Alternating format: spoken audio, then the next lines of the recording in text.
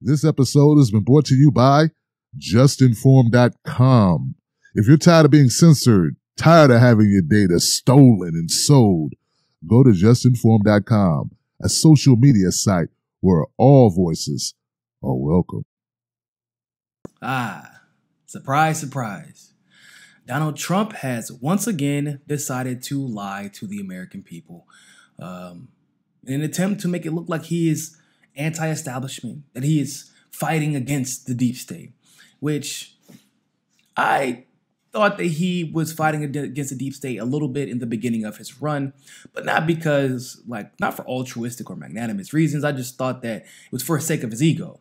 But apparently even his ego can't stop him from bending over to the deep state because, well, Trump told us twice that he was going to pull out of Syria. I don't know if you all recall this, but it was 2017 when he said he was going to pull the CIA out of Syria. And then all of a sudden that magical chemical weapons attack by Assad happened. Of course, it was BS. There was never any proof of that chemical attack happening, but immediately Trump responded exactly how the establishment wanted him to, by launching 51 missiles at a Russian base in Syria. Then he said that he was going to pull out of Syria again very recently, and he received a wide range of applause. And I even applauded him too, saying that if this is true, only if, that I support that 100%. And of course, anything that the establishment hates, I love. So the establishment despised the idea of Donald Trump pulling out of Syria. And I don't know if you all remember, but Nancy Pelosi said this is a gift to Putin, pulling out of Syria. Really, Nancy? Really, bro? First of all, Putin said it was a good idea. And I can't disagree with Putin because all we've done since we've been there is destabilize the region even further than it had been. Our presence has, for whatever reason, increased the presence of ISIS and the prominence of ISIS in the region. It has not reduced it, despite what many people may believe. And let's be very clear also, for the longest time, we were lying about the fact that we had troops in Syria anyway. So the fact that we are being upfront about it at this point, I guess is a one-up for the people. But now Trump is now lying about the fact that we're pulling out. He is.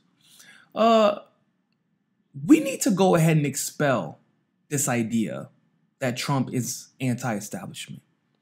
His supporters, his fanatics, I should say, because his supporters are different from his fanatics. I will say that. But his fanatics need to reel it in.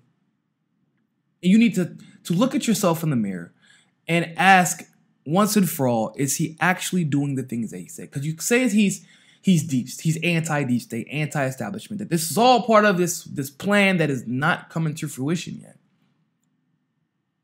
Do you know that when Donald Trump came into office, there were only 300 troops in in Syria? You know how many there are now, though, that he's in the process of quote-unquote pulling out? There are 2,000 pulling out of Syria, but that's because he put all of them there. This was after the first time he announced that he was going to pull out of Iraq, or of Syria. And Iraq too, but Syria is what we're talking about right now. Now, did he say we were going to end our occupation there? Absolutely not, because the only troops that he's agreed to pull out are the ones that he assigned to Syria. So not even including the ones that Barack Obama had put in there, the 300 that Barack Obama put in there. Abby Martin did a fantastic segment about this on the Empire Files, and I urge you all to go check that out. So if he's not removing all the troops, he's keeping some of them in, and we still have troops that are in Iraq, and he's actually still surging them, then what exactly is he doing in Syria? Well, I'll let you know.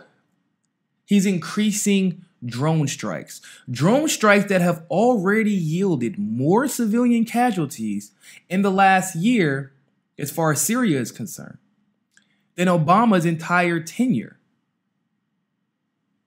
And he's proud of that. How is increasing drone strikes fighting the deep state? Isn't that what the deep state wants?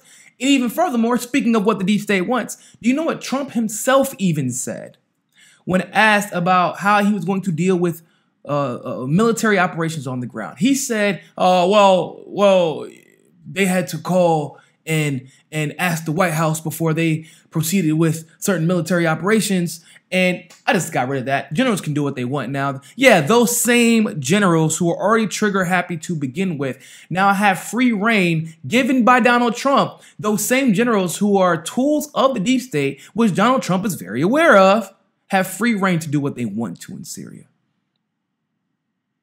Do you know what Trump also decided to do?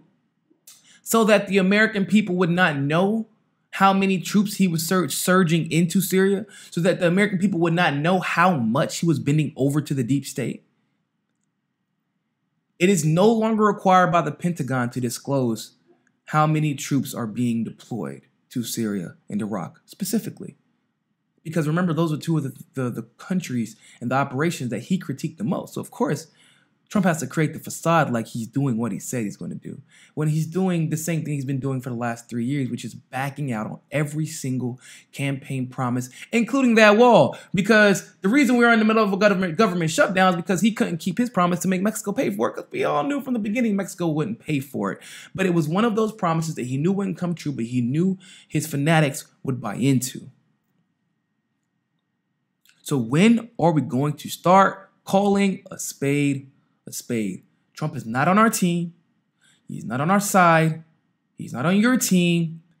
He is a tool of the deep state. Facts matter. And these are the facts.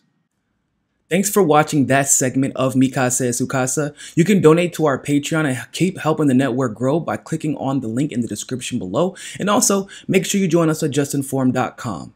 And finally, make sure you subscribe to us on Roku and be part of the very first independent news network on Roku TV. But more than anything else, always remember, find your balance. Peace.